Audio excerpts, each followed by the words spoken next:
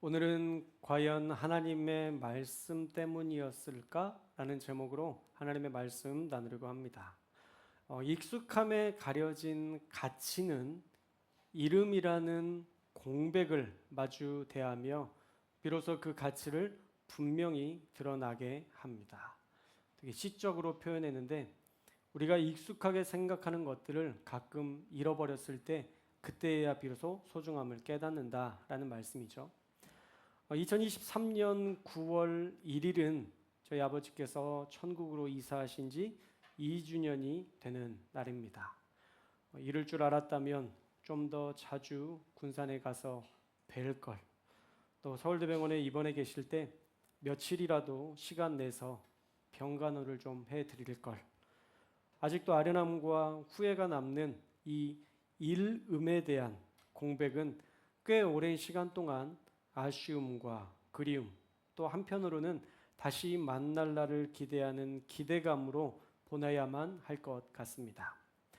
사실 우리 주변에는 이렇게 잃은 후에야 귀하게 여기게 되는 것들이 꽤 많이 있습니다. 돈이나 건강처럼 눈에 보이는 것뿐만 아니라 사실은 이 영적인 것들도 잃은 후에 찾으려고 하는 일들이 사실은 성경에도 곳곳에 등장합니다. 성경에 나오는 사람들의 예를 들면 가장 먼저 창세기에 나오는 에서가 이 장자의 축복을 잃은 후에 후회했던 장면 떠올릴 수 있을 것 같습니다. 눈에 보이지도 않는 하나님의 축복이 뭐 그리 대단해 라고 생각했지만 막상 야곱에게 빼앗기고 보니까 평생 그 축복권을 되찾으려고 야곱을 쫓으며 사는 분노의 인생이 되고 맙니다. 또 다윗은 하나님과의 친밀함이 얼마나 중요한지 모르고 살다가 밧세바를 범하고 우리아를 죽인 이후에 하나님의 영으로 충만한 삶을 사는 것을 잃어버리고 그 후에야 깨닫습니다. 어쩌면 아무리 기도해도 그 전과 같지 않는 하나님의 응답, 그리고 성령 충만함의 기쁨이 회복되지 않는 것에 대해서 다윗은 실망했을지 모르겠습니다. 그러면서 점점 더 하나님과 멀어지게 된 것이죠. 그의 말년에 하나님께 구하고 응답받는 내용이 나오지 않는 것을 보면 다윗은 밧세바를 범한 사건으로 인해 크신 하나님과 확실히 멀어지게 된 것으로 보입니다. 여러분, 그래서 범죄하지 말아야 합니다.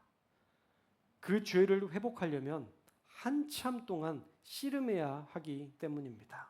또 하나님께서 침묵하시는 시간을 견뎌내야 다시 성령 충만한 관계로 나아갈 수 있는데 우리는 사실 성령 충만을 처음에 받을 때는 그렇게까지 노력하지 않아도 얻을 수 있었던 성령 충만입니다.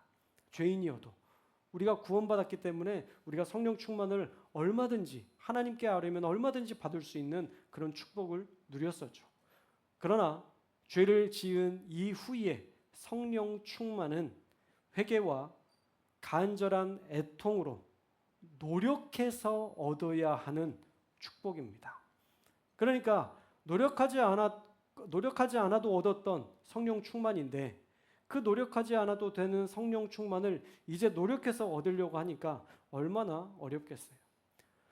다윗처럼 성령 충만했다고 해도 그것을 잃은 이후에 다시 부단히 애쓰지 못하는 것을 보면 잃은 후에 그 소중함을 알게 되고 그 후에는 후회하는 일들만 남는 일들이 종종 성경에 기록되어 있습니다.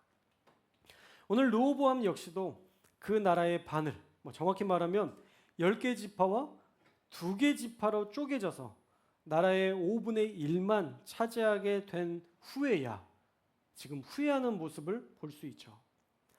사실 어렵고 고된 짐을 조금만 가볍게 해주면 솔로몬에게 받은 은혜도 있으니까 고통스러운 것도 있었지만 사실은 부강한 나라로 만들어줬고 먹고 사는 것에 풍성하게 해줬으니까 르호보암을 따르려고 했는데 이 자기 과시욕 때문에 결국 북이스라엘 사람들을 마음이 상하게 해서 르호보암을 떠나게 만들었고 여로보암과 함께 새로운 북이스라엘이라는 나라를 세우게 됩니다.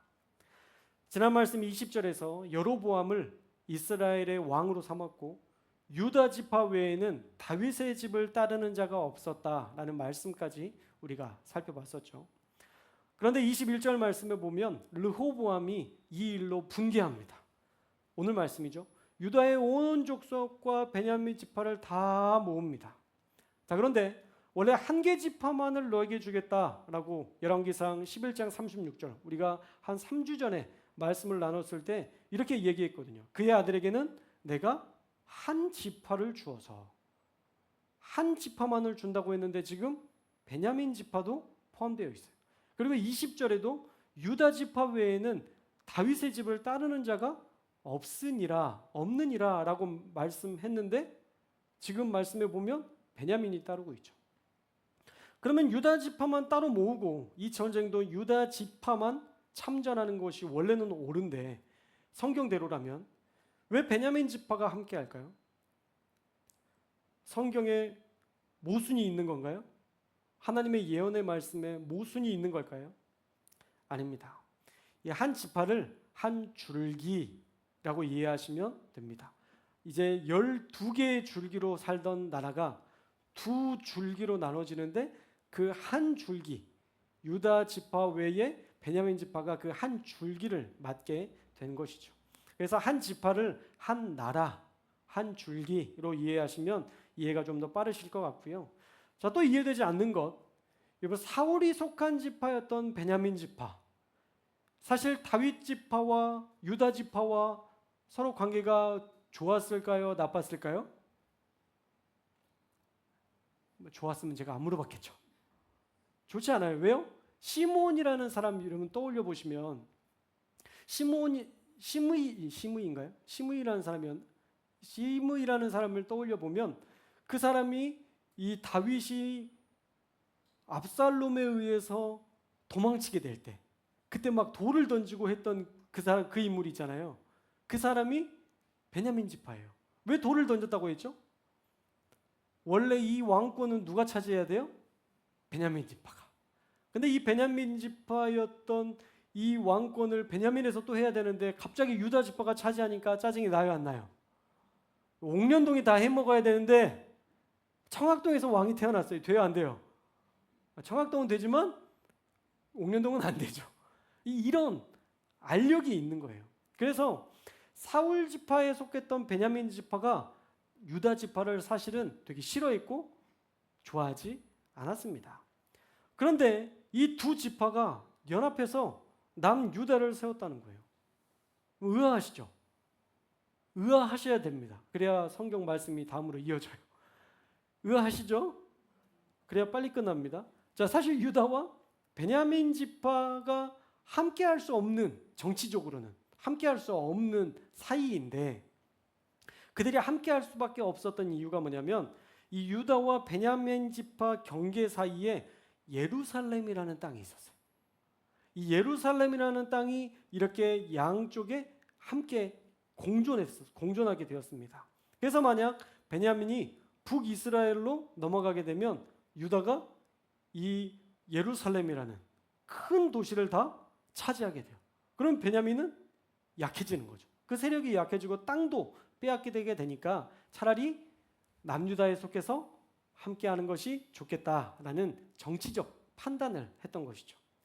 땅을 잃는 것보다는 사실 솔로몬의 영화에 귀속해서 유다와 함께하는 것이 더 낫겠다는 이권을 중심으로 고려했던 판단이었다라는 거예요.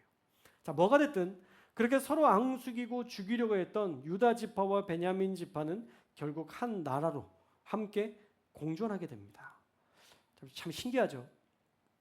도저히 함께하지 못할 것 같은 나라는 하나가 되고 도저히 그들은 반드시 함께할 것 같은 나라들은 갈라지는 일들을 우리가 보면서 하나님의 역사는 인간의 감정에 의해서 흘러가는 것이 절대 아니다라는 것을 깨닫게 됩니다.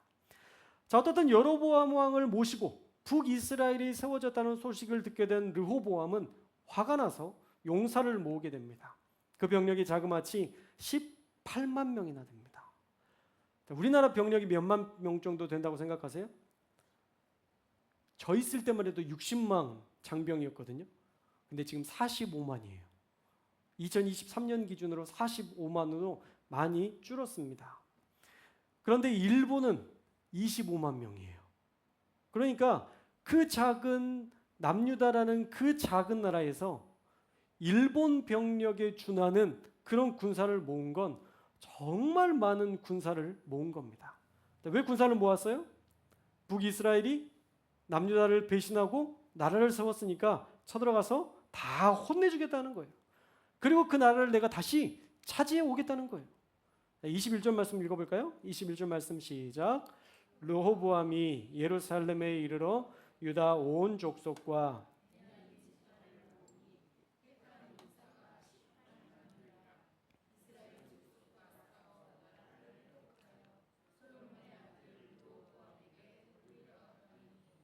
아멘.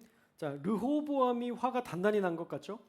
전갈채찍으로 하면 모두가 자기를 따를 것 같았지만 무서워 벌벌 떨 줄 알았지만 오히려 역군이었던 아도람을 돌로 쳐 죽이고 다윗이여 너는 네 집이나 돌보라 라는 이런 막말을 들었으니 왕권 초기에 그의 권위에 엄청난 타격을 입은 겁니다. 그래서 왕권 초기부터 내가 이렇게 흔들리면 안 된다는 생각에 자그마치 18만 명이나 모아서 전쟁이라도 불사하리라 라고 마음먹은 것이죠. 그런데 하나님의 말씀이 스마야에게 임합니다. 이미 임했던 말씀이었죠. 르호보암과 유다와 베냐민 족속에게 이렇게 이야기합니다. 우리 24절 말씀도 읽어볼까요? 24절 말씀 시작. 여호와의 말씀이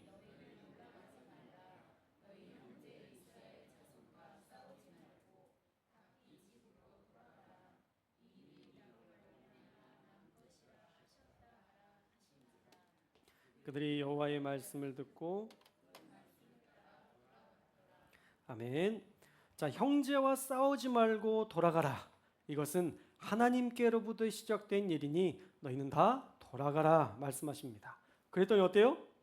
모두가 그 말씀을 듣고 돌아갑니다. 할렐루야.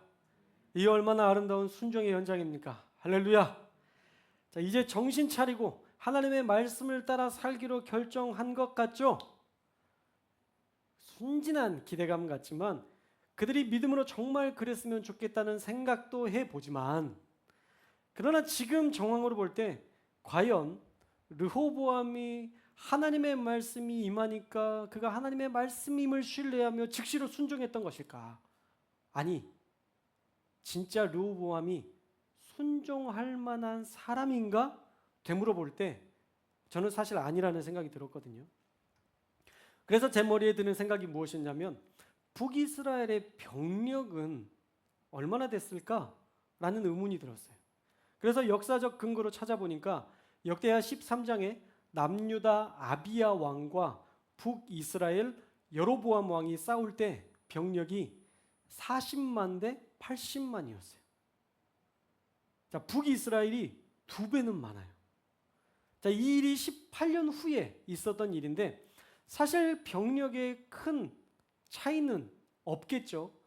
지금 18만 남유다와 베냐민이 모았다면 아마 여기에도 적어도 50에서 60만은 북이스라엘에서 모을 수 있는 것이죠. 만약 5배라고 생각한다면 그대로 80만 정도 모여줄 수 있었겠다라고 상상해 볼 수 있습니다. 지파수로만 따져도 5배 정도 크니까. 북이스라엘 병력이 훨씬 많은 건 당연한 거예요. 그러니까 이 일을 상식적으로 생각해 보건대 북이스라엘이 나라를 세우고 새로운 왕을 세운다고 하니까 왕의 권위를 찾기 위해서 이 북이스라엘 놈들 가만두지 않으리라 라고 전쟁을 할 것처럼 액션을 취했지만 이것은 단순히 남유다의 백성들의 마음을 다독이려는 행동이었을 것이다 라는 것이죠. 여러분, 병력도 그들보다 훨씬 약한데 싸울 이유가 있어요, 없어요? 없죠. 안 싸우는 게 낫죠. 그러나 혹시 싸우게 되면 죽을 각오를 했을지 모르겠습니다. 그런데 이 절체절명의 시기에 하나님의 말씀이 임해서 동족과 싸우지 말라 하시니 감사해요, 감사해요? 감사하죠. 너무 감사하죠. 그러니까 그 말씀에 즉시로 순종했던 것이 아닐까라는 추측을 해보게 됩니다. 이게 합리적 의심이라고 할 수 있는 이유는 나중에 열왕기상 14장에 보시면 르호보암이 하나님 앞에서 살지 않고 산당과 우상과 아세라를 세우는 그런 현장을 우리가 나중에 살펴보게 될 것입니다. 암몬 여인 나아마의 아들이었던 르호보암은 그 어머니의 영향을 받아서 우상 숭배에 앞장서게 됩니다. 그러니까 하나님의 말씀이었기 때문에 즉시로 순종했던 것은 아니라는 합리적 의심이 확신이 될 수 있는 것이죠.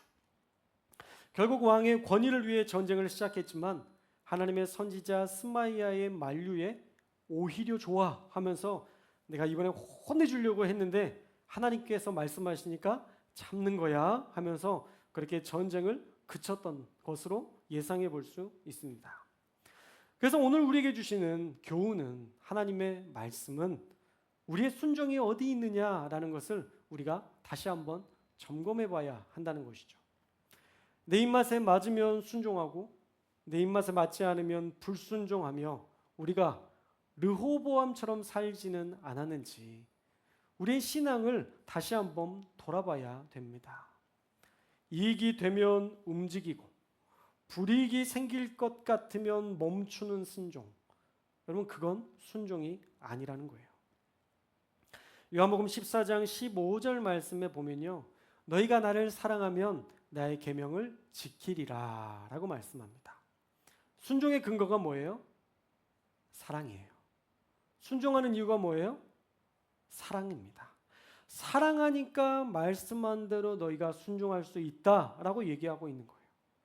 나를 사랑하시는 하나님이 우리에게 어떤 것을 요구하실 때 괜히 순종하라고 하시겠어? 다 이유가 있으실 테니까 내가 그 말씀대로 순종해야지. 나를 사랑하시는 하나님의 말씀, 나를 사랑하시는 그 예수님을 믿는 근거로 해서 그분의 사랑을 근거로 해서 우리가 순종한다면 그게 진짜 아름다운 순종이 될 수 있다는 거예요. 그런데 르호보암처럼 계산적인 순종도 있다 없다? 있다는 거예요. 이거 하라고 하시는데 이거 너무 손해보는 일인데 이렇게 하면 나만 너무 일이 많잖아. 이런 계산 안에서 우리가 해야 될 것과 하지 말아야 될 것들을 고민하면서 결정하는 순종은 하나님의 사랑보다 사실은 나 자신을 사랑함으로 되어지는 그 이유가 훨씬 더 크다라는 것입니다. 사실 그런 순종은 하나님께서 순종으로 여기시지 않습니다. 여러분 사울이 전쟁 전에 사무엘이 제사를 드리고 전쟁에 나갔어야 했는데 이 사무엘이 오는 시간이 늦어지니까 사울이 어떻게 했어요? 자신이 그냥 자기 마음대로 제사를 드려버립니다. 그래서 하나님께 왕권을 양도할 것이다 라는 무서운 명령을 받게 됩니다. 근데 잘 보면 제사 드린 거잖아요. 안 드린 게 아니잖아요. 전쟁을 나가야 되는데 제사를 안 드리고 전쟁을 나갔던 게 아니라 전쟁은 드려야 되는데 지금 사무엘이 늦게 오니까 그럼 나라도 하나님 앞에 전쟁 드리고 나가야 되겠다라고 하고 전쟁을 드린 거잖아요. 제사를 드린 거잖아요. 그러니까 제사를 드린 거니까 사실은 나쁜 거예요, 좋은 거예요? 상식적으로 생각하면 제사를 드린 건 좋은 거잖아요. 하나님께 제사를 드린 거니까. 그런데 그 모습이 하나님이 원하시는 제사의 모습이 아니었다는 거예요. 그래서 오히려 하나님께 혼납니다. 순종이지만 철저히 계산된 순종, 또 자기 마음대로 율법을 어긴 순종이었기 때문에 하나님의 책망을 받게 된 것이죠. 참 어려운 말씀인데요. 정말 과연 하나님의 말씀 때문이었을까? 여러분 우리도 우리의 중심을 살펴보는 것은 정말 중요합니다. 사랑해서 하는 순종만이 하나님의 기쁨이 됩니다. 여러분 어떤 일을 할 때에도 정말 하나님의 말씀 때문에 순종하는 저와 여러분들이 되시기를 주님의 이름으로 축원합니다. 이익이나 계산이나 어떤 더 편한 것 때문에 계산해서 순종하지 마시고 하나님께서 여러분에게 말씀하셨다면 그 말씀 그대로를 신뢰하며 순종하는 저와 여러분이 되셔서 순종을 통해 주시는 하나님의 놀라운 기적을 날마다 경험하는 저와 여러분들 되시기를 주님의 이름으로 축원합니다. 여러분 오늘 왜 교회 나오셨어요? 여러분 왜 금요일 예배 나오셨나요? 답은 하나입니다. 하나님을 사랑해서요. 다시 물어볼게요. 여러분 왜 금요일 예배 나오셨습니까? 할렐루야. 하나님을 사랑해서 여러분 나오셨죠? 여러분들이 자발적으로 답변한 거라 믿습니다. 여러분께서 하나님 앞에 사랑하는 마음으로 나왔으니까 하나님도 여러분들에게 귀한 선물 주실 줄로 믿습니다. 하나님께 순종하는 자에게 주시는 놀라운 축복이 있거든요. 여러분 이제 집에 돌아가시고 여러분의 삶의 자리에서 하나님이 나를 축복하시는 게 뭘까 한번 돌아보세요. 너무 많이 보일 거예요. 그것들 하나하나 감사하며 사시는 저와 여러분들의 한 주의 마무리 될 수 있기를 주님의 이름으로 축원합니다. 기도하겠습니다.